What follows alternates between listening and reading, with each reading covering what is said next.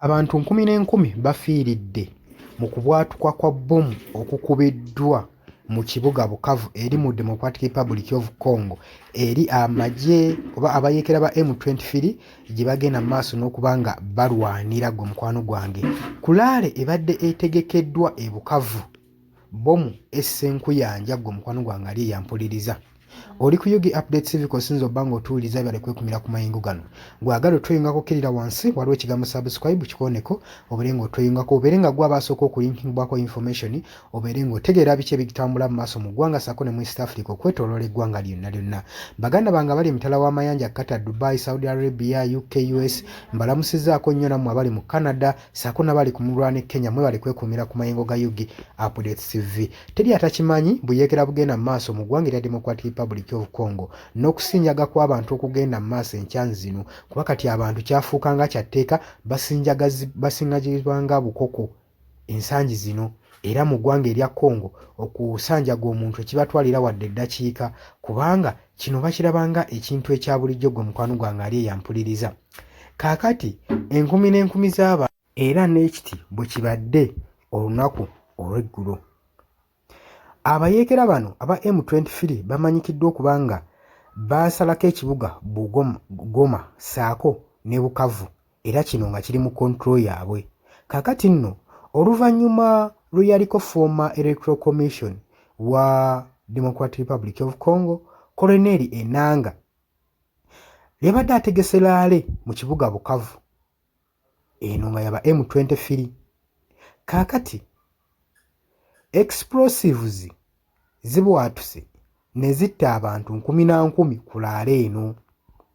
Newankubadde Democratic Republic of Congo ebaddeko egyerangirire ng'eyagala peaceful talks ssaako n'okusizinga fire n'okuwithdrawingisa amagye gano aga M23 mu bibuga bye gaawambye.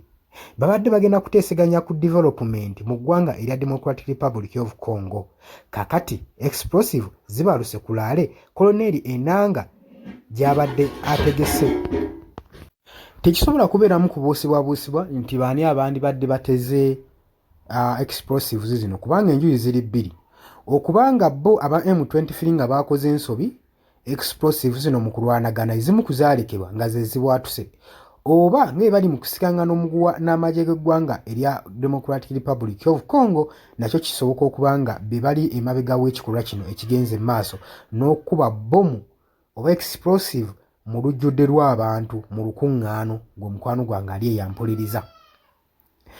Congo nga gavumenti tennavaayo claiminga kino ekigenze mu maaso ekikolwa kino so n'abayeekera bakyasirise naye abatuuze b'eggwanga erya Congo bano balabanga olutalo olukoleezeddwa olupya kubanga bwe babanga DRC egamba nti yagala tebenkeza mirembe era ekuuma bannaggwanga bya Congo ate oba nga amagye gano aga M23 nago kyekimu gagamba gagala kutebenkeza mirembe na kukuuma abantu baayo mu bitundu bye baawambye explosive ne zigenda mu maaso nga zikubwa kitegeeza ki? Bwe babanga DRC amagye gaayo ge gakoze ekikolwa kino kitegeeza nga abatabalaamu kugamba baba tebali bafaayo ku bulamu bw'abantu abawangalira mu bitundu bino ebya Bukavu ssaako ne Goma ebyawambibwa abayeekera kubanga waki yandibadde ng'ate abantu beerwanirira bakolebwamu ekikolwa kino eky'obutujju. Kakati abatuuze bagenze mu maaso n'okutya.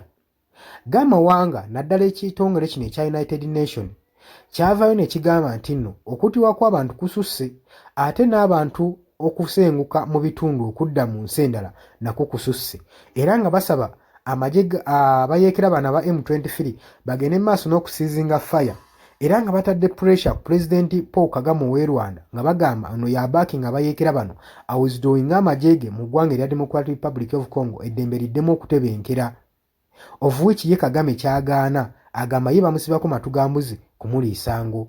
Kaakati kulaale badde tegekeddwa Colonel Enanga tetumanyi biki bye badde agenda kunnyonnyola abatuuze ba ku kitundu naye nkumi n'onkumu bafuiridde mu explosive ezibalusewo gwe mukwano gwange ali eyampuliriza. Tugenda kuba nga tukumawo ne information tulabe eddala kituufu explosive eno evudde ku ki baani abagiteze ye beekubiddwa baani abagikubye mu kaseera ak'okubanga eggwanga liri mu butiitiizi liri ku panic ne ku fear eri abawangayo tebamanyisa ebintu.